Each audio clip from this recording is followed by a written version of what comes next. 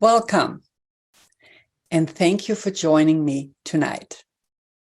In the United States and in many countries all over the world, women are honored in the month of March, and their contributions to events in history and contemporary society are highlighted. Thus, it's the perfect time to introduce female pioneers of the Theosophical movement. But before I start with introducing two women, I wanted to share what a difference it made for women when Helena Blavatsky, in 1875 on November 17th, together with Colonel Olcott and William Quan Judge, founded the Theosophical Society. She was the first woman with such a presence in a male-dominated field. She paved the way for women as no one else before, attracted other women who helped spread theosophical ideas. And Clara Margaret Codd and Mary Gebhard were two of those women. Clara Codd was never married, and as an adult, devoted her life to the spreading of theosophical teachings and help whenever she can.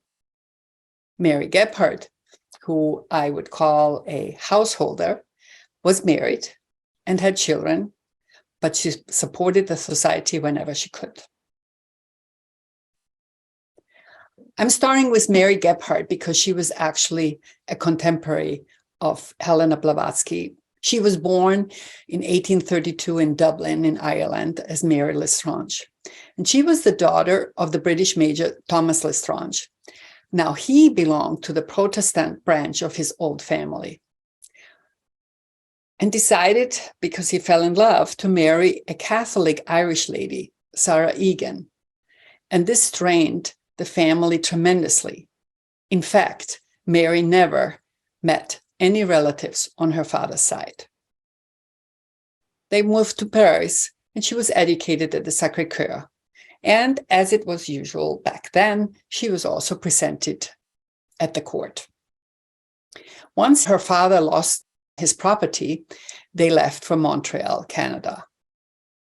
And then in 1850, her father died, and the mother decided to move to the United States together with Mary. So when she was in New York, in the US, she met Gustav Gebhard. He was German, he was a businessman, and that was actually his first trip to the United States. Well, they fell in love. They got married on September 4th, 1852 in New York. And interestingly, the ceremony had both Protestant and Catholic rites. So she would honor both religions of her parents. And they decided to settle in Elberfeld in Germany, and they had together 7 children. And on the left side, we see an old picture of Elberfeld. So Mary wasn't really that happy in a small town. And on top of it, her husband traveled a lot. And she had an inborn inclination towards philosophical and occult subjects. So she decided to go ahead and study Hebrew with a clergyman, because she really wanted to research the Kabbalah on her own. And one day she met Eliphas Levi. That was his pen name. He took that name on later in life. He was actually Abbé Alphonse Louis Constant, and he was a well-known occult writer. And she became his pupil until his death in 1875. Now, as a theosophist, it's also good to know a little bit about Eliphas Levi. The reason being is that he conceptualized an energy that was between heaven and earth that other people had discovered before him, but he gave it a name. He called it astral light. And Helena Blavatsky took on this concept, or that word, astral light. And if you study Isis Unveiled and the Secret Doctrine, you will see this word mentioned a lot, but also the name Eliphas Levi. She quoted him often. Now, this is what Mary said about Eliphas Levi. She said, I found in him what I have never met in any other individual since: a profound knowledge on occult subjects. I believe there was not a book on mysticism that he had not read. One could sit for hours listening to his eloquent discourse on the occult side of nature.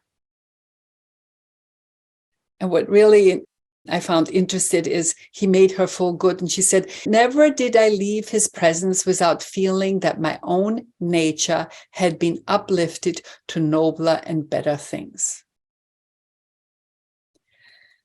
She visited Eliphas Levi several times in Paris, but he also visited the Gebhard family twice.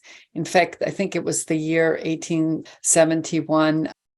He didn't have much money left, and she took care of him for 2 months. He died in 1875, and so Mary sought other occult connections. And eventually she heard of the Theosophical Society.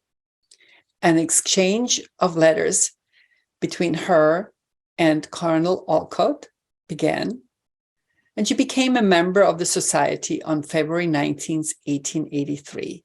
And on the left, you can see a picture of Colonel Henry Steele Olcott.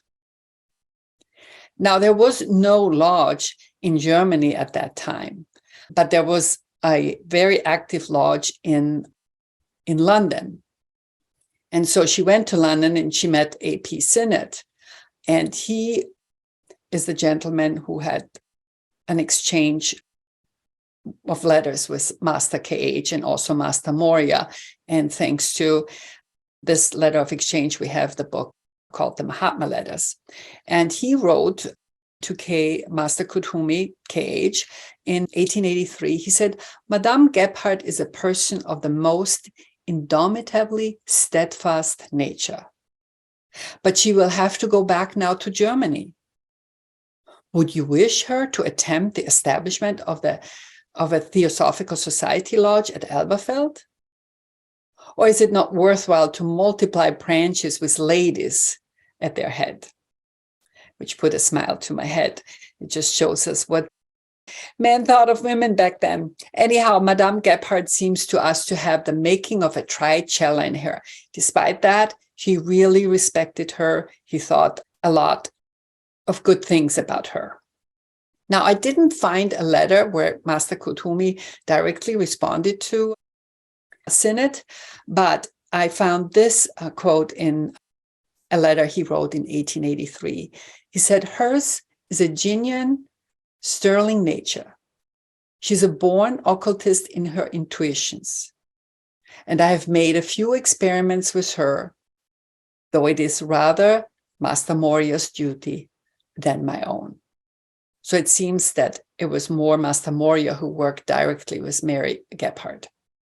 Well, it happened. Germania Theosophical Society was founded. It happened on July 27th, 1884, and it happened at the Gebhard home. She was elected vice president, Colonel Olcott was present, and Dr. William Hübbe-Schleiden was elected president. And in fact, all members of the Gebhard family, except the daughter, joined the Theosophical Society. So in the old diary leaves, in chapter 13, I found a quote by Henry Steele Olcott about Mary Gebhard. He said, a sweeter or more loyal character I never met. She was one of those women who shed about them an atmosphere of love and virtue, fill their homes with sunshine, make themselves indispensable to their husbands and adored by their children. Frau Gebhard possessed for her colleagues in the TS the special attraction of being a born mystic and for many years a student of the occult, so far as her family duties allowed. So we can see that it wasn't only Mr. Sinnott, but also Henry Still Olcott, who had a wonderful opinion about her. So Mary's husband, Gustav, he was a consul and owned a manufacturing enterprise with a presence in the United States. And that was managed by his son, Arthur. And so he also was a theosophist. And together with William Cohen-Jansch, he founded the theosophical journal, The Path, in New York in April 1886. So whenever I research someone from the Theosophical Society, I look for a quality that speaks to me the most. And many people might not think that being a wonderful hostess is a great quality, but I would disagree with that. She must have had something that created such a wonderful atmosphere that people came to her house, stayed with her, and exchanged ideas. For example, HBB and her party arrived in Elberfeld on August 1884 and stayed for 2 months. That's a long time, and she was not alone. And the home of the Gebhards was the center of theosophical activities. They had lots of visitors, even from abroad. Among the theosophists that spent time there were Franz Hartmann, Francesca Arundel, and Constanze Wachtmeister. And then HBB stayed again with the Gebhards in May and June of 1886. So from all I have read, and there is not that much information because unfortunately, once the Nazis took over in Germany, they destroyed a lot of documents that would have been helpful. But she must have been extremely dynamic. She combined refinement and culture with rare capacities for occult studies. She was a faithful worker for many years. And she received more than one letter from the masters. And she actually saw the astral form of Master Morya. And probably she performed at that time some important work on the behalf of the Theosophical Society or on behalf of the masters. This is a paragraph I found in one of the letters that Master Morya wrote. He said, "We are drawn, lady, into the vortex of the destiny prepared previously by ourselves for ourselves, as a ship in a maelstrom. You now begin to realize this. What shall you do? You cannot successfully resist fate. Are you ready to do your part in the great work of philanthropy? You have offered yourself for the Red Cross, but sister, there are sicknesses and wounds of the soul that no surgeon's art can cure. Shall you help us teach mankind that the soul sick must heal themselves? Your action will be your response. Master Morya." So this letter shows that maybe she was struggling to see where she should volunteer. And Master Morya made it clear that many people can volunteer for the Red Cross, but there are only so many people who can help the soul sick to heal. There's another letter from Master KH to Mary Gebhard. It was from September 1884. He said, "The germs that you have been nursing in your innermost heart for 30 years are now rapidly ripening. The harvest time is come. Thus is your hour of opportunity and your crisis.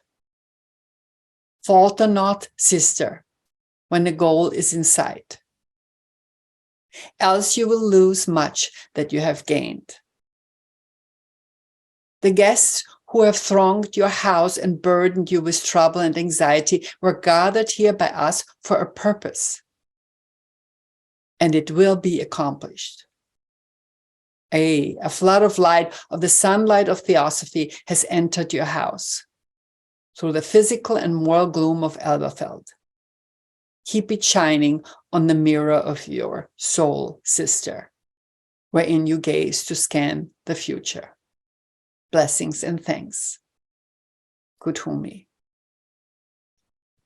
I was deeply touched by this letter because during that time, Mary Gebhard went through a tough time. I think there were some concerns about her husband, and, she had several children, and he reminded her to not give up and reminded her that we all go through a crisis. But what I found fascinating is that they were aware what a wonderful hostess she was and had picked her. And that was the reason that people came to her house.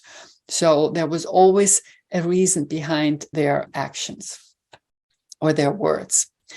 So unfortunately, her youngest sons, Hermann and Walter, were identical twins and both committed suicide. One before she even joined the society and the other one in 1885.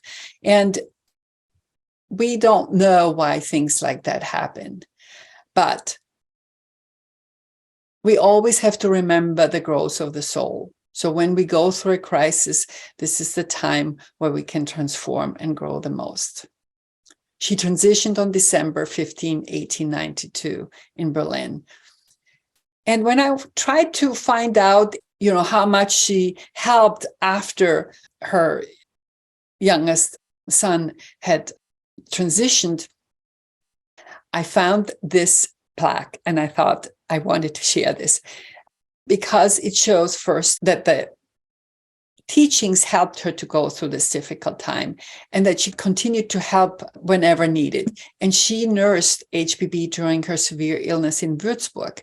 And then I found this, and it was photographed by Andrew Rubenstein. It's from the Historical Marker database. But here we see the name Helena Petrovna Blavatsky. This is in German, but the last line said, worked here in 1885, 1886 on the secret doctrine.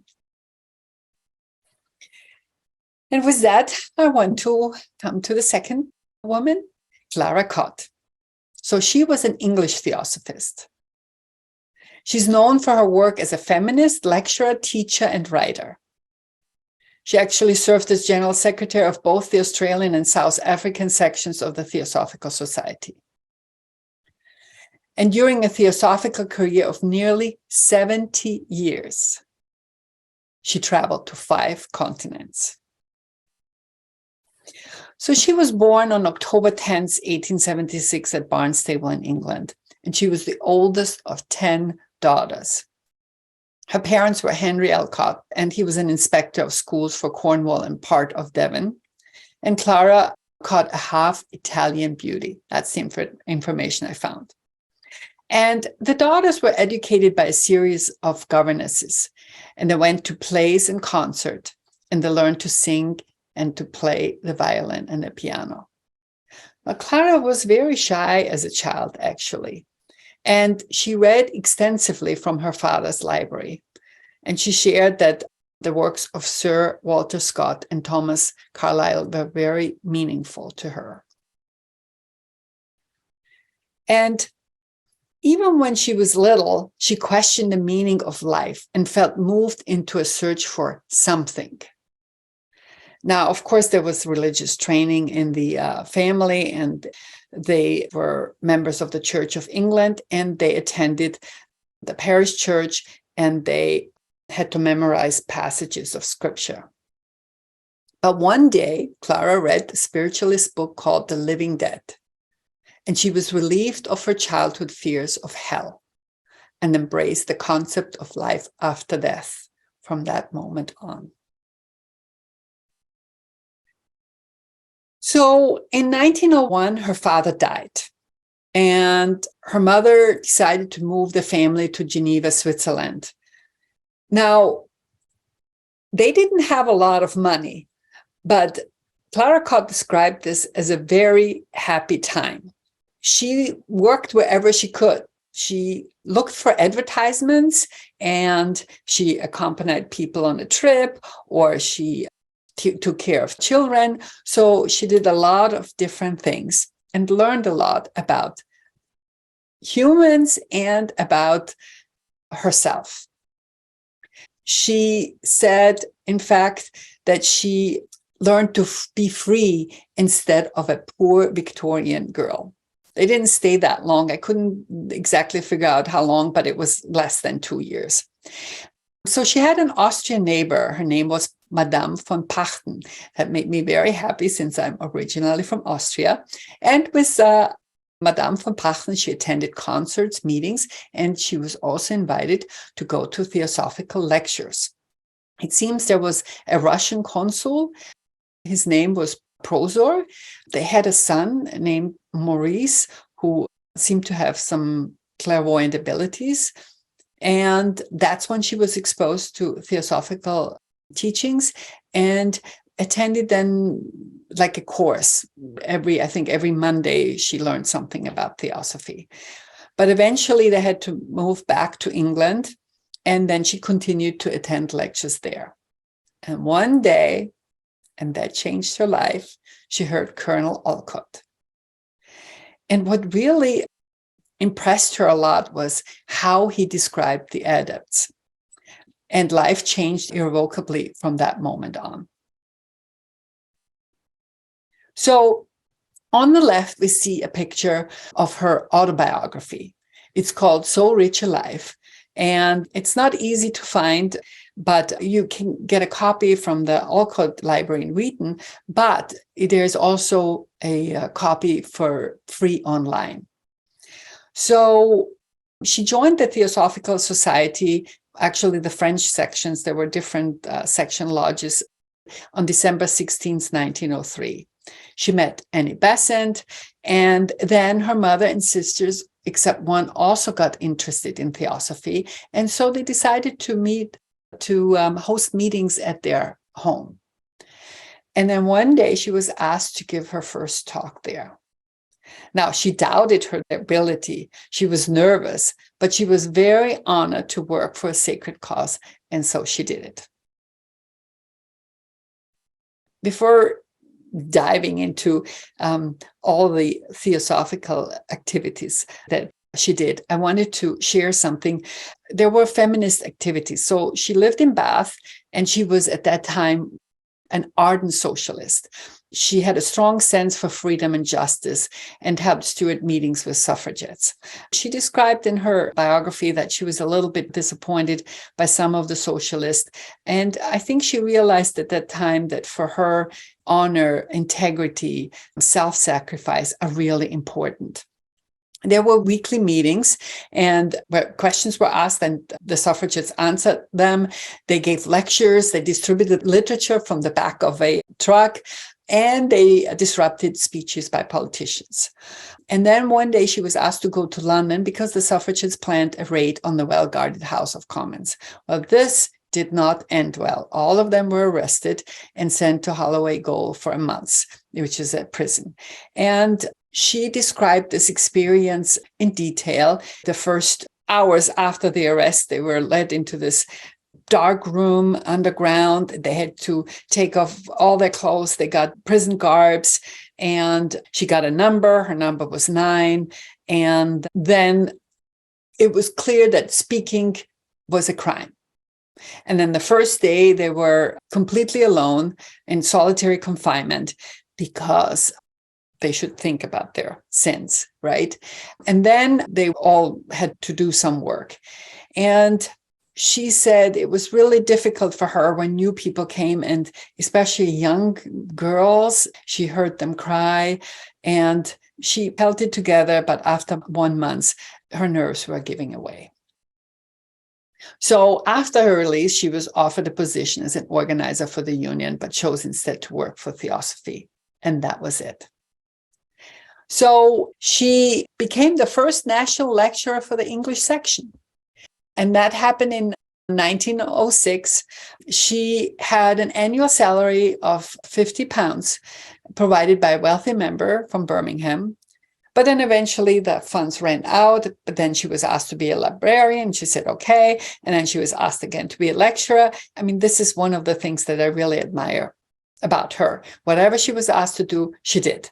And the audience really responded to her humanity and her inspiration, and she was much in demand across 5 continents pretty soon after. So here is a quote from one of the people who attended her lecture. She said, "She just chatted away as if we were all sitting around the fireside. No other speaker I know of has ever achieved such intimacy and closeness with those who listened to her. Each felt as if receiving a very personal message. She always stood on the platform, a very slim and erect figure, in a long black dress." And then she also went to Adyar. She was there from 1910 till 1911. And she described the estate. On the left, we can see a picture. She described the leadbeater chambers, wrote a lot about her daily life in wonderful detail in this book. And she said that she participated fully in the life of Adyar. Whatever happened, she was there. And she also gave lectures. And this is when she really developed strong skills. When she was there, she had met or seen at least Annie Besant before, but it was Annie Besant who really encouraged her to become a lecturer. And Clara Codd said about her, "I remember many little things about her, her sweetness to little children, her cheerful willingness to help in all we did." And she said at one point, it felt like the spirit of an ancient martyr. She also shared some things that Annie Besant said, but these are the 2 things I wanted to point out because I find them so fascinating and helpful. She said, "When I look back over a very long life full of sorrows, I would now willingly forgo all my joys, but not one of my sorrows, for I learned the most through them." When you can be just as happy when that one you love best is not here, then you have learned how to truly love. These 2 quotes stay with me all the time. And of course, she met Krishnamurti when she was in Adyar. At one point at the beginning, she said, I see this young man playing tennis in front of me, and I get this sense of his major quality, which is flawless purity. She said, "There was never a less egoistic person than Krishna. How spoiled he might have been with all the adulation poured at his feet, and yet I have never seen him anything but modest and kind." She saw him in Adyar, and then later on in Almen in Holland, London, the USA, and Australia.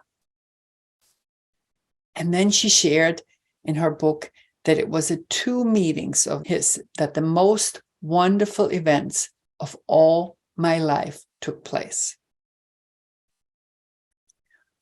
So I would describe these, she didn't say it that way, but I would describe it as mystical experiences.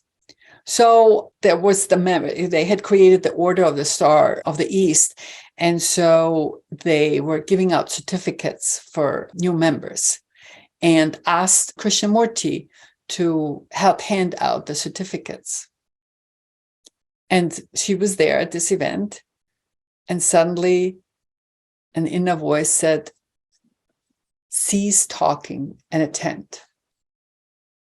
And so she stopped talking, and then she felt like an invisible host surrounded the hall, and the atmosphere deepened. She described it and said it was like love, but love tangible. And after about the 6th or the 7th person that Krishnamurti handed the certificate to, one did a very devotional salutation towards Krishnamurti. And then one after the other did the same. She said that the effect lasted days, and she felt that she was lifted up into a vast interior consciousness in which she saw two things very clearly.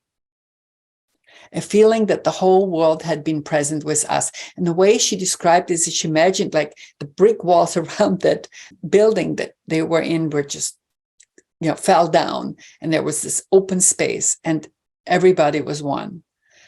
And she also said that the absolute or the divine looked down and she felt that everyone was equally loved. It wasn't that divine didn't see the difference of the level where people were, but there was no sense of difference, even though differences exist.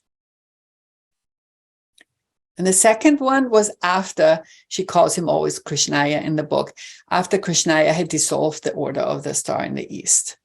It was in Almen, in Holland, when he gave a speech. And she described like she was sitting in a room where he gave the talk, and I think there were about 3,000 people there.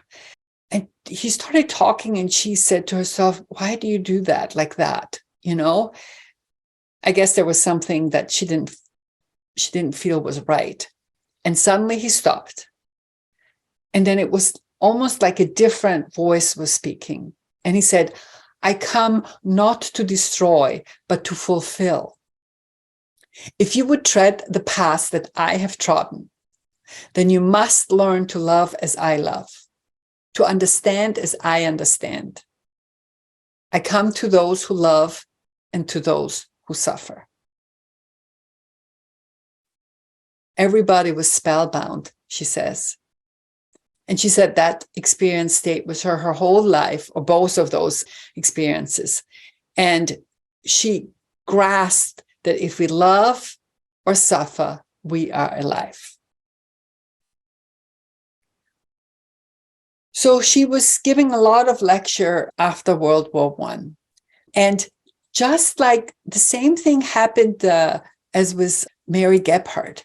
So she was really contemplating if she would work as a nurse, but then also got the message that, many people can work as a nurse, but there are not many who can spread the theosophical teachings and also talk about life after death. And this was so needed. And she got £100 from a wealthy American. So she was lecturing all over England. And then she shared several stories, but there was one I really wanted to talk about today. So she said there was a mother who had lost her son, her only son, and almost went crazy, insane, because she was grieving so much. And she was concerned about it and watched her. But one day she was in much better shape. And so she asked what happened. And she said, well, I went to bed and one night and I saw this light at the end of the bed. And suddenly I saw my son's head above, that light. And then his upper body and his shoulders. And he said to her, now, mother, listen to me. I have got someone to help me to do this, and I shall never be able to do it again. I want you to realize that I am well and happily occupied and not far from you. Pull yourself together, mother dear, and cease to grieve. This paragraph touched me deeply. I lost my younger son last year to natural causes, and I think of this very often. Then she traveled to Australia and New Zealand. She was there the first time from 1923 till 24. And she talks about her experience in Australia. There are so many things that she did, so I just wanted to pick out a few. So she lived for about 2 years in the Manor, which was a home to a theosophical community beginning in 1922. And there, of course, she had a lot of contact with Bishop Leadbeater and also met there Dora van Gelder, who was there, but she was a child at that time. She lectured around Australia and was 6 months in New Zealand. But I wanted to share something from her second visit to Australia, which took place from 1934 till 1937, because there was a radio station. It was called Radio Station 2GB. She said, by this time, we had the most flourishing radio station in Australia. The government owned the first-class stations, but private owners were allowed to hold what were called B-class stations. We had the most famous of all, Station 2GB. These letters stood for Giordano Bruno, a past incarnation of Dr. Besant. Under the leadership of one of our members who proved a genius in this respect, our station rose so high in public esteem that we could charge £1 a minute for advertisers. She also wrote a little bit about Charles Leadbeater. And she said, perhaps one of his most outstanding characteristics was his clear absence of any wish to impress anyone. I never met a man who so clearly, honestly, and simply did not mind what other people thought.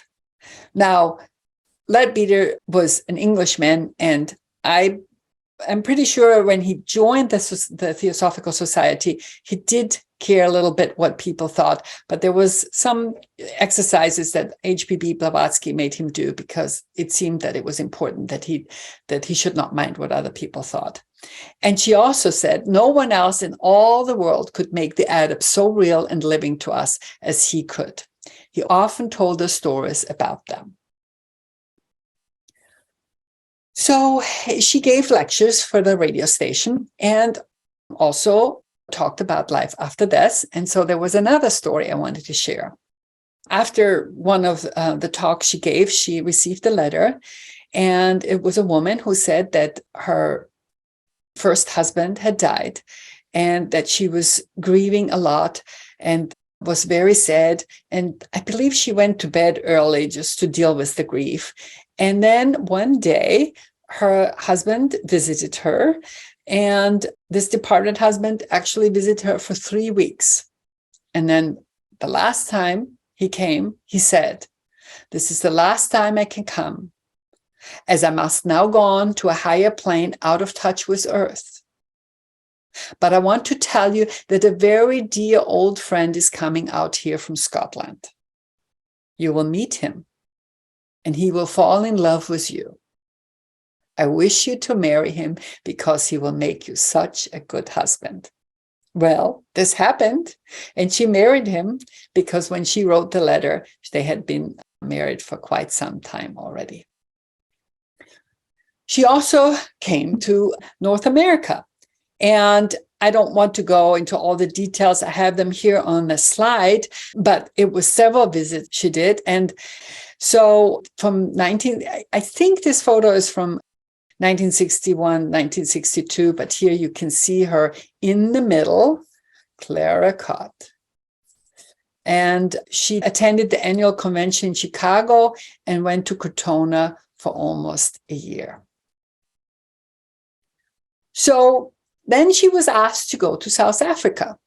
And it wasn't planned that she would stay that long, but her first visit or stay there was from 1938 till 1946 because World War II happened. And then she went back twice. So again, she talks about this in detail in her book. And what I found interesting, it was a new type of audience. She said there were no white working class.